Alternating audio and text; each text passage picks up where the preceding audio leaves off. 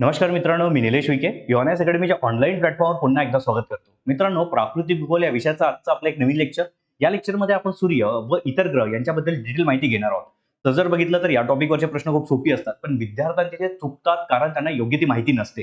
तर या लेक्चरमध्ये आपण सूर्य व इतर ग्रह यांची डिटेल माहिती अभ्यासणार आहोत. तर सुरुवातीला आपण सूर्य म्हणजे सन याबद्दलची माहिती बघणार आहोत. तर बघा, सूर्य काय आहे? तर सूर्य आपल्या सूर्यमालेतील एकमेव तारा आहे. याचाच अर्थ की आपल्या सूर्यमालेत दुसरा कुठलाही तारा नाही. त्यानंतर की सूर्याचा जन्म 4.5 अब्ज वर्षापूर्वी झाला. यापूर्वीच्या लेक्चरमध्ये आपण अभ्यासलेलं आहे की सूर्याची उत्पत्ती कशी झाली, पण ती कधी झाली तर 4.5 अब्ज वर्षापूर्वी झाली. त्यानंतर की सूर्य प्रामुख्याने हायड्रोजन आणि हेलियम या वायूंचा बनलेला आहे. म्हणजे सूर्याच्या अंतर्गत भागात हायड्रोजन आणि हेलियम हे मुख्य गॅस म्हणजेच वायू प्रेझेंट आहे. आणि त्यातल्या त्यात बघा की हायड्रोजन हा 72% आहे आणि हेलियम हा 26% इतका आहे. त्यानंतर हायड्रोजनच्या दोन अणूंचे संमिलन म्हणजे न्यूक्लिअर फ्युजन होऊन प्रचंड उष्णता व प्रकाश बाहेर पडते. आता एक्झॅक्टली सूर्याच्या अंतर्गत भागात काय होते तर लक्षात घ्या की दोन हायड्रोजनचे जे अणू आहेत ते एकत्रित येतात आणि त्यापासून एक हेलियमचा अणू बनतो. तसेच ऊर्जा उत्सर्जित होते आणि हीच ऊर्जा मग प्रकाश व उष्णता याच्या स्वरूपात सर्व सूर्यमालेत पसरते. तसेच हीच ऊर्जा सूर्याला स्वयंप्रकाशित करते. त्यानंतर बघा, सूर्याचा जो व्यास आहे तो आहे 93,92,000 किलोमीटर. म्हणजेच इथनं ते इथपर्यंतचे जे काही डिस्टन्स आहे त्यालाच आपण व्यास म्हणतो. हा किती आहे? 93,92,000 किलोमीटर इतका आहे. त्यानंतर महत्वाचा एक फॅक्ट म्हणजे काय की सूर्याच्या पृष्ठभागाचे तापमान हे अंदाजे 4,726 डिग्री इतके आहे. आणि हा महत्वाचा फॅक्ट आहे, याविषयी आणखी आपण माहिती घेणार आहोत. पण एक लक्षात ठेवा की सूर्याच्या पृष्ठभागाचे तापमान हे 4,726 डिग्री सेंटीग्रेड इतके आहे. त्यानंतर बघा की सूर्याचे वस्तुमान हे 2 × 10⁻30 kg म्हणजेच किलोग्रॅम इतके आहे. 2 × 10⁻30 kg असं आपण म्हणतो त्याला. तर इतके आहे आणि ते पृथ्वीच्या किती पट आहे तर ते 3,32,900 पट इतके आहे. याचा अर्थ काय की एका सूर्यामध्ये 3,32,900 पृथ्वी मावेल इतका मोठा आपला सूर्य आहे. त्यानंतर एक लक्षात ठेवा की सूर्यकिरणे पृथ्वीवर पोहोचण्यास सुमारे 8 मिनिटे 20 सेकंद इतका कालावधी लागतो. आता सूर्य आणि पृथ्वी यामधील जे अंतर आहे ते आहे 14,90,00,000 इतके. तर हा एक फॅक्ट लक्षात ठेवायचा आहे, किलोमीटर. आणि इतकं अंतर गाठण्यासाठी जो प्रकाश सूर्यापासून निघतो त्याला 8 मिनिटे 20 सेकंद इतका कालावधी लागतो. आणि महत्वाचं म्हणजे एक लक्षात ठेवा की सूर्य आणि पृथ्वी यांच्यामधील जे अंतर आहे त्याला ऍस्ट्रॉनॉमिकल युनिट असे म्हटलं जातं. एक ऍस्ट्रॉनॉमिकल युनिट असे म्हटलं जातं. याचा अर्थ काय की एक ऍस्ट्रॉनॉमिकल युनिट म्हणजेच 14,90,00,000 किलोमीटर इतके होते. जर या फॅक्टरचा प्रश्न आला तर तुम्हाला हे लक्षात ठेवावं लागेल. त्यानंतर बघा, सूर्याला जाणून घेताना आपल्याला सूर्याचे वातावरण अभ्यासणे खूप महत्वाचे ठरते, कारण ते गूढ असं काहीतरी त्याची इन्फॉर्मेशन आहे. तर बघूया आपण त्याच्यात काय आहे. तर बघा, सूर्याचा जो पहिला लेअर किंवा थर आहे त्यालाच म्हटलं जातं दीप्तिगोल किंवा फोटोस्फिअर. म्हणजेच सूर्याचं जे वातावरण आहे त्याचा जो पहिला थर आहे म्हणजे पृष्ठभागापासून जो पहिला थर आहे त्याला दीप्तिगोल किंवा फोटोस्फिअर असं म्हटलं जातं. आता बघा, हा जो पृष्ठभाग आहे त्याच्यापासून काही उंचीपर्यंत आपल्याला दीप्तिगोल पाहायला मिळतो, त्यालाच आपण फोटोस्फिअर म्हणतो. तर बघा, सूर्याच्या वातावरणाचा हा सर्वात खालचा थर आहे म्हणजे पृष्ठभागापासून पहिला थर. त्यानंतर सूर्याची बहुतेक ऊर्जा इथेच उत्सर्जित केली जाते, हे महत्वाचं लक्षात ठेवा. त्यानंतर त्याची जाडी 500 किलोमीटर इतकी आहे. म्हणजे पृष्ठभागापासून त्याची जाडी 500 किलोमीटर किंवा उंची 500 किलोमीटर आहे असे आपण त्याला म्हणू शकतो. आणि महत्वाचं म्हणजे त्याचं तापमान हे 5,500 डिग्री सेंटीग्रेड इतकं आहे. हा फॅक्ट तुम्हाला लक्षात ठेवायचा आहे. हा होता पहिला थर. आता वातावरणाचा जो दुसरा थर आहे त्याला वर्णगोल किंवा क्रोमोस्फिअर असं म्हटलं जातं. दीप्तिगोलावरचा जो थर आहे त्यालाच वर्णगोल असं म्हटलं जाते आणि त्याची उंची किती आहे? 3,000 ते 5,000 किलोमीटर. म्हणजे याच दीप्तिगोलावरचा जो थर आहे त्यालाच आपण वर्णगोल म्हणतो किंवा क्रोमोस्फिअर म्हणतो. त्याची उंची 3,000 ते 5,000 किलोमीटर इतकी आहे. हा फॅक्ट तुम्हाला लक्षात ठेवायचा आहे. आणि महत्वाचं म्हणजे त्याचं तापमान किती आहे? 6,000 ते 20,000 डिग्री सेंटीग्रेड इतकं आहे. त्यानंतर महत्वाचा एक थर आणि तो सर्वात गूढ असा थर आहे तो म्हणजे किरीट, आणि त्यालाच इंग्लिशमध्ये आपण कोरोना असं म्हणतो. तर आता एक्झॅक्टली हा का गूढ आहे तर लक्षात घ्या की सूर्याच्या वातावरणाचा हा बाह्य स्तर आहे. आता तुम्ही इथे बघू शकता की सर्वात वरचा जो थर आहे सूर्याचा त्यालाच आपण बाह्य स्तर म्हणतो, तो आहे किरीट, म्हणजे त्याला इंग्लिशमध्ये आपण कोरोना म्हणतो.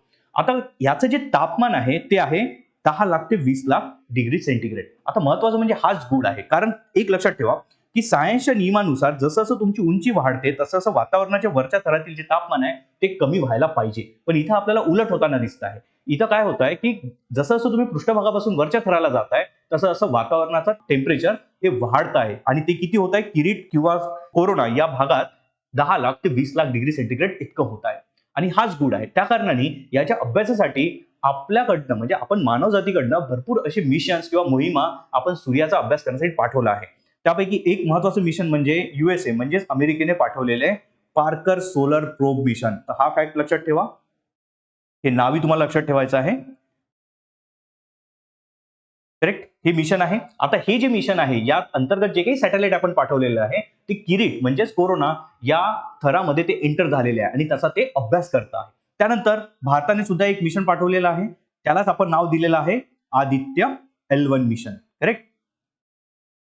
आता हे जे काही मिशन आहे किंवा हा जो सॅटेलाइट आहे ते एक्झॅक्टली कोरोनामध्ये तर एंटर होत नाहीये, पण ते आपण एका विशिष्ट पॉइंटला स्थिरावलेला आहे तो सॅटेलाइट, आणि तो जो पॉइंट आहे त्याला L1 पॉइंट असं म्हटलं जातं. आता L1 पॉइंट काय आहे, तर याला लॅग्रेंजेस पॉइंट असं म्हटल्या जाते. हा एक शब्द लक्षात ठेवायचा तुम्हाला, यांना लॅग्रेंजेस पॉइंट्स असं म्हटलं जाते. पण तो कुठला आहे तर L1 लॅग्रेंजेस पॉइंट आहे. आता लॅग्रेंजेस पॉइंट काय असतो, लॅग्रेंजेस पॉइंट म्हणजे आपल्या अवकाशातील असा भाग जिथे सूर्य आणि पृथ्वी यांचं जे काही गुरुत्वाकर्षण बल आहे हे एकामेकांना बॅलन्स करतं किंवा झिरो करतं, आणि तिथे जे सॅटेलाइट्स आहेत ते योग्य प्रमाणे फिरवले जातात. म्हणून हे पॉइंट खूप महत्वाचे असतात, आणि त्यापैकी एक जो पॉइंट आहे तो L1 पॉइंट आहे, आणि तिथेच भारताद्वारे जे काही आदित्य मिशन पाठवलेलं आहे त्याद्वारे तो सॅटेलाइट तिथे आपण फिक्स केलेला आहे किंवा स्थिरावलेला आहे.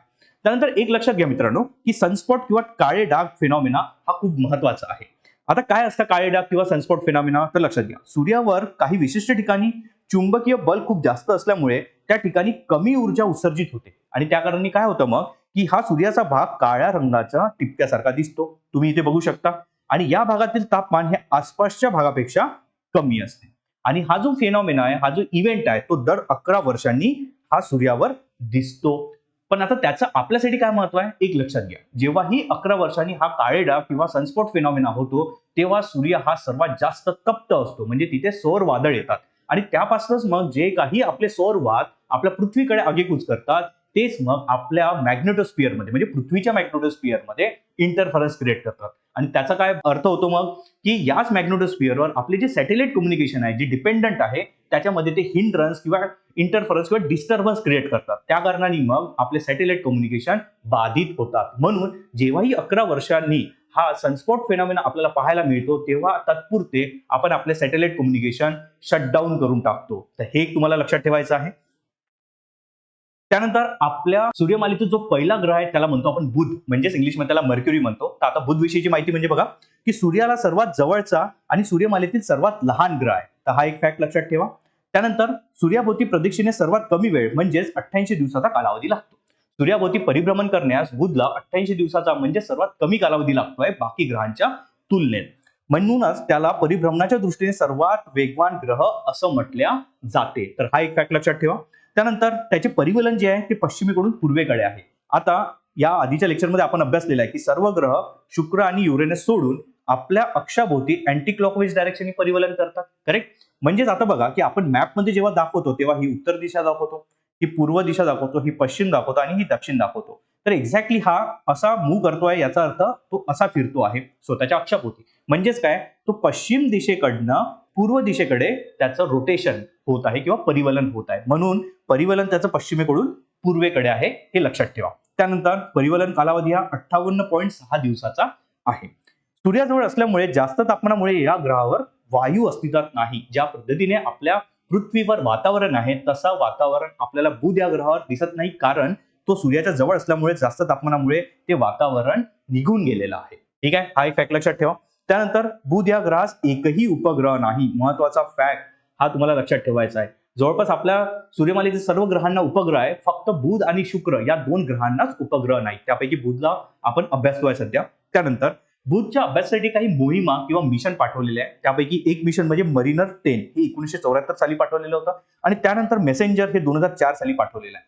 आता हे 2 मिशन शुक्राचाही अभ्यास करतात, म्हणजे शुक्र या ग्रहाचाही अभ्यास करतात. मेसेंजरचा अर्थ काय होतो तर mercury surface space environment Jio chemistry and range. तर हा त्याचा अर्थ आहे.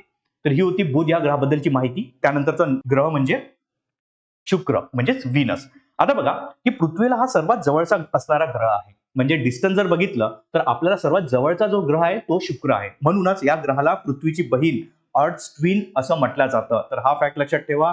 असे प्रश्न सरळ सेवामध्ये भरपूर वेळा विचारतात, किंवा हा प्रश्न विचारण्याचे चान्सेस आहे तुमच्या ग्रुप बी आणि ग्रुप सी परीक्षेमध्ये. त्यानंतर बघा परिवलन पूर्वेकडून पश्चिमेकडे आहे. तर हा महत्वाचा एक फॅक्ट आहे. जसं मी याच्या आधी सांगितलं की ही उत्तर दिशा असते, ही पूर्व दिशा आहे, ही पश्चिम दिशा आहे आणि ही दक्षिण दिशा आहे आणि आपले सर्व ग्रह जवळपास अँटी क्लॉकवाईज डायरेक्शननी मूव्ह होत आहे.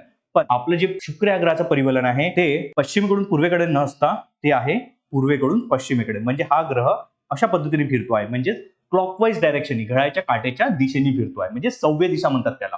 तर अशा दिशेने फिरतोय. तर तुम्हाला हा एक जो काही अपवाद आहे हा लक्षात ठेवायचा आहे. अपवादावर आयोग भरपूर वेळा प्रश्न विचारतात. त्यानंतर बघा, परिवलन कालावधी 243 दिवसाचा आहे आणि परिवलनाच्या दृष्टिकोनातून हा सर्वात मंद ग्रह आहे. म्हणजे स्वतः होती जे परिवलन करतो त्यामध्ये सर्वात जास्त जो वेळ लागतोय तो शुक्र या ग्रहास लागतोय परिवलन करण्यामध्ये. त्यानंतर बघा, शुक्र हा सूर्यमालेतील सर्वात उष्ण ग्रह आहे. महत्वाचा एक फॅक्ट आहे. आता तो का उष्ण आहे त्याचं कारण म्हणजे की शुक्रावर असलेले कार्बन डायऑक्साईड आणि सल्फ्युरिक ऍसिडचे जाड वातावरण.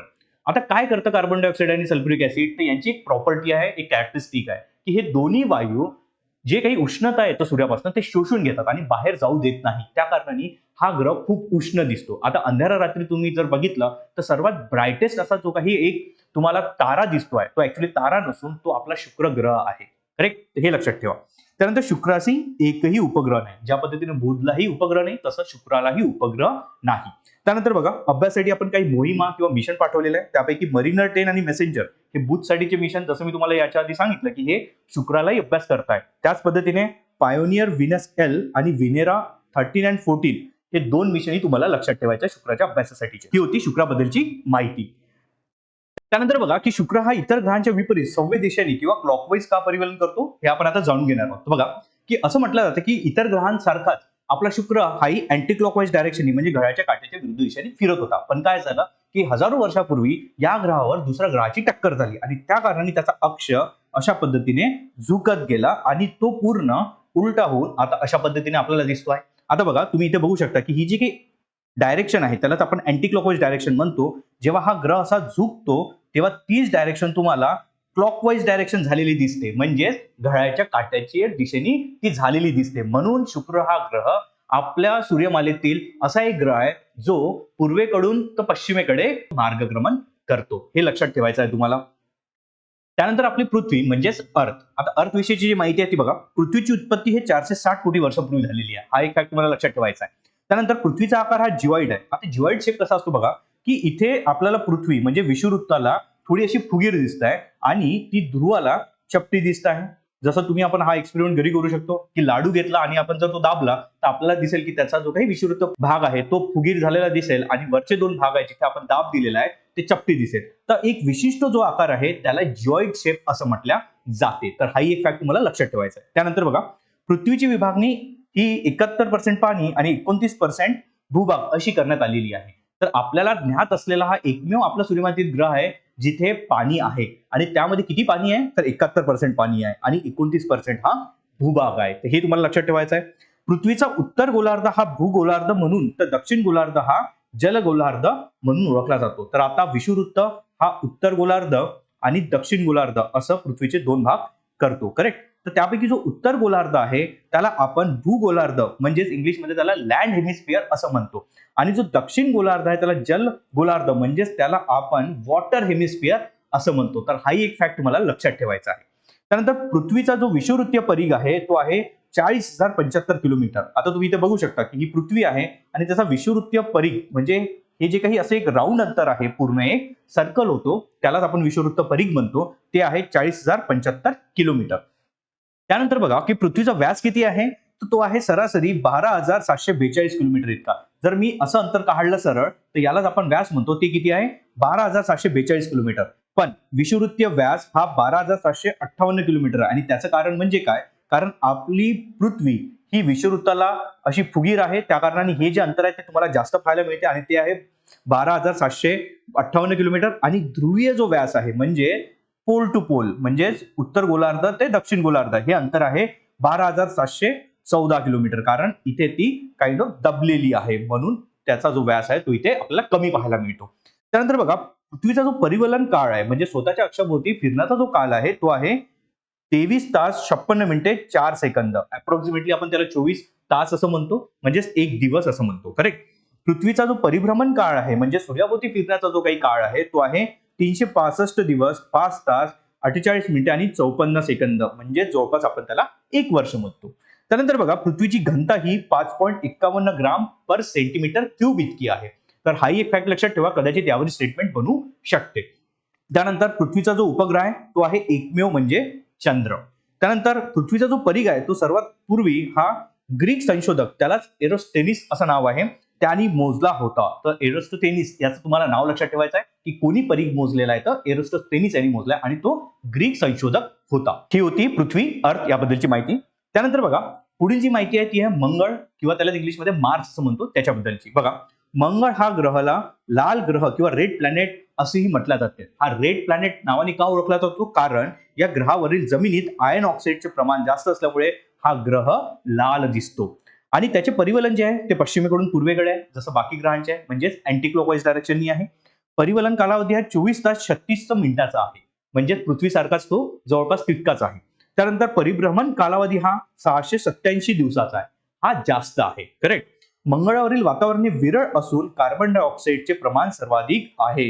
हा एक फॅक्ट मला लक्षात ठेवायचा आहे, यावर कदाचित स्टेटमेंट बनू शकतात. त्यानंतर बघा मंगळावर काही उंचवटे आहे आणि त्यांना नाव देण्यात आलं आहे बर्निकल हिल्स. आता हे बर्निकल हिल्स काय असतात, तर सिंपल असं लक्षात ठेवा की खूप मोठे मोठे जे उंचवटे आहे किंवा खूप मोठे जे काही असे आपले माउंटेन्स किंवा पर्वत आहे मंगळावरचे, त्यांना बर्निकल हिल्स असं म्हटलं जातं. आणि एक महत्वाचं म्हणजे लक्षात घ्या की आपल्या सूर्यमालेतील जेवढेही ग्रह आहे त्यापैकी सर्वात उंच जो ज्वालामुखी आहे तोही मंगळावर आहे. आणि हा जो काही उंचवट आहे हा ज्वालामुखीच्या उद्रेकातूनच तयार झालेला आहे आणि त्या ज्वालामुखीला आपण आता किंवा त्यासारख्या टेकड्यांना आपण आता बर्निकल हिल्स असं म्हणतो. तर हे तुम्हाला लक्षात ठेवायचं आहे. उपग्रह, तर 2 उपग्रह आहेत मंगळाला, एक फोबोस आणि दुसरा डायमोस. करेक्ट. आता मंगळाच्या अभ्यासासाठी आपण काही मोहिमा पाठवल्या, त्यापैकी महत्वाच्या म्हणजे वायकिंग 1, पाथफाइंडर आणि मार्स ओडिसी आहे. तसंच भारताने आपली एक मिशन किंवा मोहीम पाठवली आहे, त्याचंच नाव आहे मंगळयान. आणि ते कधी पाठवलेलं होतं आपण 2014 मध्ये. भारत हा एकमेव असा देश आहे ज्यांनी पहिल्या प्रयत्नात आपला जो काही सॅटेलाइट आहे तो मंगळाच्या भोवती आपण स्थिरावलेला आहे. तर हा आपला मोठा एक काय म्हणू शकतो एक विजय आहे किंवा एक अचिव्हमेंट आहे. त्यानंतर मंगळाविषयी एक प्रश्न विचारला गेलेला होता राज्यसेवा पूर्व 2015 मध्ये. आता एक्झॅक्टली प्रश्न काय आहे बघा की काही स्टेटमेंट दिलेले आहे आणि त्यापैकी कोणती विधाने बरोबर आहेत ते सांगायचं आहे. पहिलं विधान आहे की विरळ वातावरण. मी तुम्हाला आता सांगितलं की मंगळावर विरळ वातावरण आहे कार्बन डायऑक्साईडचं. त्यानंतर शुष्क नदी पात्र, यस हे स्टेटमेंट बरोबर आहे. असं म्हटलं जातं की मंगळावरही पाणी होतं पण आता ते नाही आहे, त्या कारणाने त्याचे जे काही पात्र आहे ते आपल्याला पाहायला मिळतात, त्यालाच आपण शुष्क नदी पात्र असं म्हणतो. तर ही स्टेटमेंट बरोबर आहे. त्यानंतर मंगळाचे तापमान दिलेलं आहे त्यांनी -30 सेंटीग्रेड ते -100 सेंटीग्रेड इतकं दिलेलं आहे. ऍक्च्युली हा फॅक्ट चुकला आहे. जे मंगळावरचं तापमान आहे ते आहे जवळपास -80 degree centigrade to 18 degree centigrade इतका आहे, हे लक्षात ठेवा. ठीक आहे. आणि त्यानंतर ड हे स्टेटमेंट आहे फोबस हा एकमेव उपग्रह आहे, नाही. त्याबरोबर डायमोस हाही मंगळाला दुसरा असलेला काय उपग्रह आहे. म्हणजे स्टेटमेंट क आणि ड चुकलेला आहे, फक्त अ आणि ब बरोबर आहे. म्हणून या प्रश्नाचं योग्य उत्तर आहे स्टेटमेंट 4, विधान 4 अ आणि ब. त्यानंतर महत्वाचा एक प्लॅनेट म्हणजे गुरु ज्युपिटर. तर बघा सूर्यमालेतील हा सर्वात मोठा ग्रह आहे आणि पृथ्वीच्या तो 1300 पट इतका मोठा आहे. जितके आपले 8 ग्रह आहेत ते या 8 ग्रहांपैकी सर्वात मोठा जर ग्रह कुठला असेल तो आहे गुरु आणि तो पृथ्वीच्या 1300 पट मोठा आहे. म्हणजेच एका गुरुमध्ये 1300 पृथ्वी मावल इतका मोठा आपला गुरु आहे. त्यानंतर गुरु हे या ग्रहाचे वस्तुमानही सर्वात जास्त आहे, म्हणजे सर्वात जास्त त्याचा वेट आहे किंवा मास आहे असं आपण त्याला म्हणू शकतो. परिभ्रमण कालावधी हा 11.86 वर्षे इतका आहे. म्हणजे तो सूर्याभोवती 11.86 वर्ष इतक्या वेळेत तो काय करतो परिभ्रमण करतो. परिवलन पश्चिमेकडून पूर्वेकडे आहे आणि परिवलन कालावधी हा 9 तास 50 मिनिटे इतका आहे. म्हणजे 9 तास 50 मिनिटातच तो स्वतःच्या अक्षाभोवती एक प्रदक्षिणा पूर्ण करतो आणि त्यामुळे तो आपल्या सूर्यमालेतील सर्वात वेगवान ग्रह आहे. म्हणजेच परिवलनाच्या दृष्टीने सर्वात वेगवान जर ग्रह कुठला असला तर तो आहे आपला गुरु. तर हा एक फॅक्ट तुम्हाला लक्षात ठेवायचा आहे. गुरु या ग्रहात सर्वाधिक 92 उपग्रह आहेत. हा फॅक्ट लक्षात ठेवा. कधी कधी कन्फ्युजन होते की गुरु या ग्रहाला सर्वाधिक आहे की शनी या ग्रहाला सर्वाधिक आपले उपग्रह आहेत. तर गुरु या ग्रहाला सर्वाधिक नोन आपण माहिती केलेले उपग्रह आहेत ते आहे 92. त्यानंतर बघा उपग्रह काही महत्वाचे कुठले आहे, इओ, युरोपा, गॅनिमेड आणि कॅलिस्टो. तर हे काही महत्वाचे उपग्रह आहे गुरुचे. गॅनिमेड हा गुरुचा सर्वात मोठा उपग्रह आहे. तसेच जितक्याही प्लॅनेटला म्हणजेच ग्रहांना उपग्रह आहेत त्या सर्व उपग्रहांपैकी गॅनिमेड आपल्या सूर्यमालेतील सर्वात मोठा उपग्रह आहे. तर हाही एक फॅक्ट तुम्हाला लक्षात ठेवायचा आहे. त्यानंतर बघा, गुरु या ग्रहाभोवती देखील शनीप्रमाणे कडी आढळून आलेली आहे. आता तुम्हाला इथे दिसत नसली तरी याच्या भोवती एक कडी आहे आणि ती जे काही रॉक डेब्रिज असतात किंवा आपण त्याला शिलाखंड म्हणतो त्यांच्यापासून ती बनलेली एक कडी आहे. ती दिसत नाही पण त्याच्या भोवती आहे. ग्रेट रेड स्पॉट हा गुरुवरील प्रचंड मोठे चक्रीवादळ आहे. आता तुम्ही जर या गुरुला प्रॉपर जर बघितलं की या ग्रहावर इथे एक गोल असं चक्रीवादळ निर्माण झालंय आणि हे आपल्या जेवढे काही ग्रह आहेत त्या ग्रहांवरचं सर्वात मोठं असं एक चक्रीवादळ आहे. यालाच म्हटलं जातं ग्रेट रेड स्पॉट. तर हा एक लक्षात ठेवा की ग्रेट रेड स्पॉट हा जो टर्म आहे, ही जी काही संज्ञा आहे ती कोणत्या ग्रहाशी संबंधित आहे तर गुरु या ग्रहाशी संबंधित आहे. त्यानंतर अभ्यासासाठी काही मोहीम आहेत, जसं पायोनियर 10, व्हॉयजर 1, गॅलिलिओ आणि ज्युनो मिशन हे सगळ्यात रिसेंट मिशन आहे जे आपण गुरु या ग्रहाच्या अभ्यासासाठी पाठवलेलं आहे. त्यानंतर पुढील जो ग्रह आहे तो आहे शनी, त्यालाच इंग्लिशमध्ये आपण सॅटर्न म्हणतो. तर गुरु नंतरचा सूर्यमालेतील हा दुसऱ्या क्रमांकाचा सर्वात मोठा ग्रह आहे. हा एक फॅक्ट लक्षात ठेवा. या ग्रहाचा शोध गॅलिलिओने लावलेला आहे. हा एक फॅक्ट लक्षात ठेवा. हा जो ग्रह आहे तो पिंगट निळ्या रंगाचा आहे. ही एक लक्षात ठेवा. परिभ्रमण कालावधी म्हणजे सूर्याभोवती तो किती वेळात फिरतो तर तो 29.47 वर्ष इतका कालावधीत एक प्रदक्षिणा पूर्ण करतो सूर्याभोवती. त्यानंतर परिवलन म्हणजे स्वतःच्या अक्षाभोवती तो 10 तास 30 मिनिटात फिरतो आहे आणि परिवलन हे पश्चिमेकडून पूर्वेकडे म्हणजे इतर ग्रह जसे फिरतात तसाच हाही ग्रह पश्चिमेकडून पूर्वेकडे म्हणजे अँटी क्लॉकवाईज डायरेक्शननी फिरतो आहे. शनीभोवती दुर्बिणीतून स्पष्टपणे दिसणारी 7 कडी आहे आणि 30 कडी आपल्याला मग अशा पद्धतीने आपण पाहू शकतो. पण ते किती कड्या आहेत तर 7 कड्या आहेत, ही लक्षात ठेवा. वातावरणातील दाट थरात अमोनिया, मिथेन आणि हायड्रोजन या वायूंचे अधिक्य आढळते. तर कधी कधी प्रश्न विचारला जातो की शनीचे जे वातावरण आहे ते कुठल्या वायूंपासून बनलेलं आहे, तर ते अमोनिया, त्यानंतर मिथेन आणि हायड्रोजन यासारख्या वायूंपासून बनलेलं आहे.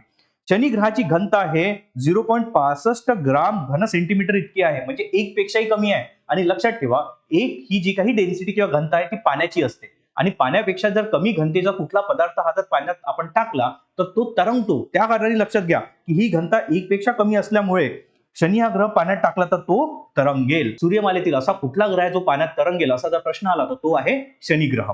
त्यानंतर बघा उपग्रह किती आहे तर 82 उपग्रह आहे. त्यापैकी महत्वाचे म्हणजे टायटन, एन्सेलेडस, टेथिस आणि रिया. आणि महत्वाचं म्हणजे हा जो टायटन उपग्रह आहे तो शनी ग्रहाचा सर्वात मोठा उपग्रह तर आहे, पण सूर्यमालेतील गॅनिमेड नंतर दुसरा मोठा उपग्रह आहे. गॅनिमेड जो आपला गुरुचा उपग्रह आहे. करेक्ट. त्यानंतर अभ्यासासाठी काही मोहिमा पाठवलेल्या आहे. त्यापैकी एक मोहीम म्हणजे पायोनियर 11, व्हॉयजर 1 आणि कॅसिनी. कॅसिनी हे महत्वाचं मिशन आहे, तुम्हाला लक्षात ठेवायचं आहे, जे 1977 साली आपण पाठवलेलं होतं. त्यानंतरचा पुढला जो ग्रह आहे तो आहे युरेनस. आता याबद्दलची माहिती म्हणजे विलियम हर्शेल याने 1971 साली युरेनसचा शोध लावलेला आहे. हे लक्षात ठेवा. परिभ्रमण कालावधी 84 वर्षाचा आहे, म्हणजे सूर्याभोवती पूर्ण एक प्रदक्षिणा करण्यासाठी त्याला 84 वर्ष लागतात. या ग्रहाचे परिवलन हे सर्व ग्रहांच्या विरुद्ध दिशेने म्हणजे पूर्वेकडून पश्चिमेकडे होते. जसं यापूर्वीचा फॅक्ट सांगितला की आपल्या 8 ग्रहापैकी फक्त शुक्र आणि युरेनस हे जर 2 ग्रह सोडले तर बाकी सर्व ग्रह अँटी क्लॉकवाईज डायरेक्शननी म्हणजे पश्चिमेकडून पूर्वेकडे फिरतात. फक्त आपला शुक्र आणि युरेनस हे पूर्वेकडून पश्चिमेकडे म्हणजे क्लॉकवाईज डायरेक्शननी फिरतात. लक्षात घ्या. आता काय झालं होतं एक्झॅक्टली तर या ग्रहांविषयी सेम घडलं जे शुक्राविषयी घडलेलं आहे की या ग्रहालाही एका दुसऱ्या ग्रहाने टक्कर मारली. त्या कारणाने त्याचं जे काही उभा असलेला जे अक्ष होतं ते आता अशा पद्धतीने झुकलेलं दिसत आहे. त्या कारणाने हा ग्रह आता अशा पद्धतीने फिरतो आहे. करेक्ट. हे तुम्हाला लक्षात घ्यायचं आहे. त्यातही हा आज 98 डिग्रीने कललेला असल्याने या ग्रहाचे परिवलन उत्तरेकडून दक्षिणेकडे होताना दिसते. आपल्याला हा ग्रह अशा पद्धतीने दिसतो आहे, म्हणजे ही उत्तर दिशा आहे आणि ही दक्षिण दिशा आहे. तो उत्तरेकडून दक्षिणेकडे येताना आपल्याला हा ग्रह दिसतो आहे. तर हाही एक फॅक्ट तुम्हाला लक्षात ठेवायचा आहे. त्यानंतर बघा की युरेनस ग्रहाभोवती देखील शनी सारख्या 13 कड्या म्हणजेच वलय आहेत. तर तुम्ही इथे बघू शकता की हे जे आहेत हे वलय आहेत आणि एकूण ते 13 कड्यांचं बनलेलं आहे. त्यानंतर या ग्रहावरील मिथेन वायू सूर्यावरून येणारा तांबडा रंग शोषून घेत असल्याने युरेनसचा रंग हा निळा दिसतो. हे एक लक्षात ठेवा. त्यानंतर बघा उपग्रह किती आहे 27 उपग्रह आहे आणि टिटानिया हा सर्वात मोठा उपग्रह आहे जो युरेनसचा आहे. आणि याच्या अभ्यासासाठी आपण जे मिशन पाठवलेलं आहे, मोहीम पाठवलेली आहे ते आहे व्हॉयजर 2. त्यानंतर आपल्या सूर्यमालेचा जो सर्वात शेवटचा ग्रह आहे तो आहे नेपच्यून. आता नेपच्यून विषयीची माहिती म्हणजे की जॉन गेल हा जर्मनीचा एक खगोलशास्त्रज्ञ आहे. त्याने नेपच्यून या ग्रहाचा शोध लावलेला आहे. हा एक फॅक्ट लक्षात ठेवा. परिभ्रमण कालावधी म्हणजे सूर्याभोवती फिरण्याचा जो कालावधी आहे तो आहे 164 वर्षे आणि परिवलन म्हणजे स्वतःच्या अक्षाभोवती तो पश्चिमेकडून पूर्वेकडे फिरतो आहे, म्हणजेच अँटी क्लॉकवाईज डायरेक्शननी फिरतो आहे. परिवलन कालावधी हा 16 तासाचा आहे, एवढं लक्षात ठेवा. नेपच्यून ग्रहाभोवती देखील शनीसारख्या 4 मुख्य कड्या किंवा वलय आहेत. या ग्रहावरती मिथेन वायू सूर्यावरून येणारा तांबडा रंग शोषून घेत असल्याने नेपच्यूनचा रंग निळा दिसतो. म्हणजे युरेनस सारखाच हा ग्रहही निळाच आहे. त्यानंतर बघा एकूण उपग्रह आहे 14. ट्रायडन, निअरियड हे महत्वपूर्ण उपग्रह आहे आणि अभ्यासासाठी जी मोहीम आहे त्याचं नाव आहे व्हॉयजर 2. तर हे तुम्हाला लक्षात असू द्या नेपच्यून या ग्रहाबद्दलची माहिती. त्यानंतर आहे प्लुटो. प्लुटो हा आपल्या सूर्यमालेतील हा 9वा ग्रह होता, पण आता तो ग्रह नाहीये. आता त्याला ग्रह न म्हणता त्याला बटू ग्रह किंवा डॉर्क प्लॅनेट असं म्हटलं जाते. आता एखाद्या ग्रहाला ग्रह का म्हटलं जाते त्याची काही कारण असतात, ते आपण पुढे अभ्यासणार आहोत. पण या डॉर्क प्लॅनेट बद्दल म्हणजे बटू ग्रहाबद्दल आपण माहिती घेणार आहोत. 2006 पर्यंत सूर्यमालेतील हा 9वा व शेवटचा ग्रह म्हणून ओळखला जात होता, पण 2006 साली आंतरराष्ट्रीय खगोल परिषदेने प्लुटोचा ग्रह हा दर्जा काढून टाकलेला आहे. त्यानंतर बघा की आता प्लुटोला डॉर्क प्लॅनेट म्हणजे बटू ग्रह या नावाने संबोधले जाते. या ग्रहाचा शोध 1930 साली क्लॉइड टॉम्बत याने लावलेला आहे. तर हे नाव लक्षात ठेवा. एकूण उपग्रह किती आहे? 5. त्यापैकी चेरॉन हा महत्वाचा उपग्रह आहे, कारण चेरॉनचा जो साईज आहे खूप मोठा आहे. त्यानंतर चेरॉन व प्लुटोला द्वैती ग्रह म्हणजे ड्युएल प्लॅनेट ही म्हटल्या जाते. तर हा फॅक्ट लक्षात असू द्या की कुठल्या ग्रहाला द्वैती प्लॅनेट म्हटलं जातं, तर प्लुटो आणि चेरॉन यांना. अभ्यासासाठी जी मोहीम आहे ती होती प्लुटो क्युपियर एक्सप्रेस. तर ही तुम्हाला एक पर्टिक्युलर लक्षात ठेवायचं आहे. याच वर्षी आपल्याला काही प्रश्न बघायचे आहे. तर 2015 साली जो आलेला प्रश्न होता तो असा होता की 2006 सालानंतर खालीलपैकी कोणत्या ग्रहाला किंवा सूर्यमालेतील कोणता ग्रह मानले जात नाही परंतु बटू ग्रह म्हणून ओळखण्यात येतो. खूप सोपी प्रश्न होता आणि त्याचं उत्तर आहे पर्याय क्रमांक 4 प्लुटो. त्यानंतरचा प्रश्न आहे की सूर्यमालेतील रिकाम्या जागा ग्रह सूर्यापासून रिकाम्या जागा किमी अंतरावर असून सूर्याभोवती एक परिभ्रमण करण्यास त्याला 88 दिवस लागतात. म्हणून तुम्हाला परिभ्रमण आणि परिवलन कालावधी लक्षात असणे आवश्यक आहे. तर या प्रश्नाचं योग्य उत्तर आहे ते म्हणजे पर्याय क्रमांक 2 बुध या ग्रहाला 5.8 कोटी इतकं अंतर आहे आणि त्याला 88 दिवस लागतात सूर्याभोवती परिभ्रमण करण्यासाठी. तर हे प्रिव्हियस इयर आलेले प्रश्न होते जे आपण अभ्यासलेले आहे. एखाद्या ग्रहाला ग्रह का म्हणावं त्यासाठीचे जे नियम आहेत ते आंतरराष्ट्रीय खगोल परिषद म्हणजेच इंटरनॅशनल ऍस्ट्रॉनॉमिकल युनियन यांनी ठरवून दिलेले आहे. त्यापैकी जो पहिला नियम आहे तो आहे की ती वस्तू सूर्याभोवती फिरत असली पाहिजे. ज्या पद्धतीने पृथ्वी किंवा इतर ग्रह सूर्याभोवती फिरतायत किंवा प्रदक्षिणा करतायत तसं त्यांनी केलं पाहिजे. पण चंद्र हा सूर्याभोवती नाही फिरत, तर तो पृथ्वीला केंद्रक मानून फिरतो. म्हणून आपण पहिल्या नियमानुसार चंद्राला ग्रह म्हणू शकत नाही, पण पृथ्वीला ग्रह म्हणण्याचं रिझन कारण पृथ्वी ही सूर्याला केंद्रक मानून सूर्याभोवती फिरते. करेक्ट. त्यानंतर त्या वस्तूचा आकार हा वर्तुळाकार असायला पाहिजे, म्हणजे जवळपास ती गोलाकार असली पाहिजे किंवा वर्तुळाकार असली पाहिजे आणि त्यालाच इंग्लिशमध्ये म्हणतात हायड्रोस्टॅटिक. जे काही त्याचं स्वरूप आहे ते त्यांनी अचीव केलेलं असलं पाहिजे. करेक्ट. त्यानंतर त्या वस्तूच्या कक्षेतील सर्व गोष्टी साफ केलेल्या पाहिजे, म्हणजे त्या प्रदक्षिणा जो काही मार्ग आहे त्या मार्गात दुसरी कुठलीही वस्तू नसायला पाहिजे, म्हणजे त्यांनी सर्वच्या सर्व वस्तू साफ केल्या पाहिजे त्या ग्रहाने. त्यानंतर ती वस्तू उपग्रह नसावी. आता जसं चंद्र आपला पृथ्वीला केंद्रक मानून फिरतो आहे तसं जे खगोल आहे ते सूर्याला केंद्रक मानून फिरत असले पाहिजे, तेव्हाच आपण त्याला ग्रह म्हणू शकतो, प्रोव्हाइडेड की वरचे तिन्ही नियम त्यांनी पाळलेले असावे. आता बघा की प्लुटोला ग्रह का म्हणण्यात येत नाही, कारण प्लुटोने वरीलपैकी जी तिसरी अट आहे ती पूर्ण केलेली नाही, म्हणजे त्या वस्तूच्या कक्षेतील सर्व गोष्टी साफ केलेल्या नाही. म्हणजे जी प्रदक्षिणा मार्ग आहे प्लुटोचा त्या प्रदक्षिणा मार्गात अजूनही दुसऱ्या वस्तू दुसरे खगोलीय गोष्टी प्रेझेंट आहे, अस्तित्वात आहे. म्हणून प्लुटोला ग्रह म्हणण्यात येत नाही, त्याला आता बटू ग्रह असं म्हणण्यात येते. करेक्ट. हे तुम्हाला लक्षात ठेवायचं आहे. त्यानंतर महत्वाची इम्पॉर्टंट इन्फॉर्मेशन आतापर्यंत लेक्चरमध्ये जे काही आपण शिकलो त्याची एक शॉर्ट इन्फॉर्मेशन याच्यामध्ये समराईज केलेली आहे. तर ही स्लाइड तुम्हाला खूप जास्त लक्षात ठेवायची आहे. तर बघा, ग्रहांच्या आकारमानानुसार सर्वात मोठा ग्रह गुरु आहे, लक्षात ठेवायचा आहे. त्यानंतर आकारमानानुसार सर्वात लहान ग्रह हा बुध आहे. त्यानंतर सर्वात जास्त गुरुत्वाकर्षण ग्रॅव्हिटी असणारा ग्रह हा गुरु आहे, हे लक्षात ठेवा. सर्वात जास्त घनता ही पृथ्वीची आहे, 5.51 ग्राम पर घन सेंटीमीटर इतकी. त्यानंतर सर्वात कमी घनता ही कुणाची आहे, तर शनी या ग्रहाची आहे, 0.65 ग्राम पर घन सेंटीमीटर. त्या कारणाने तो पाण्यातही तरंगेल इतका तो हलका ग्रह आहे.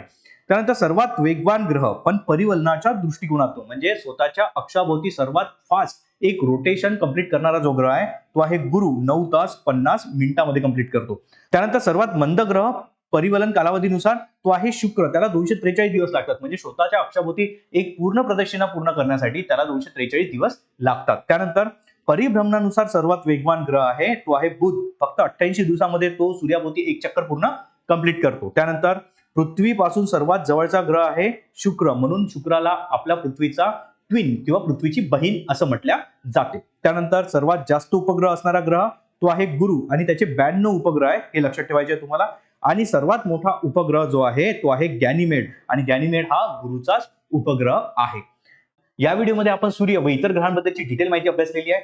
हा व्हिडिओ तुम्ही वारंवार बघा आणि रिवाईज करा आणि त्यानुसार त्याच्यावरचे प्रश्न तुम्ही सॉल्व्ह करा. हा व्हिडिओ जर तुम्हाला आवडलेला असेल तर लाईक करा, शेअर करा आणि अशाच व्हिडिओसाठी युआरएस अकॅडमीच्या YouTube चॅनलला सबस्क्राईब करायला विसरू नका. थँक्यू.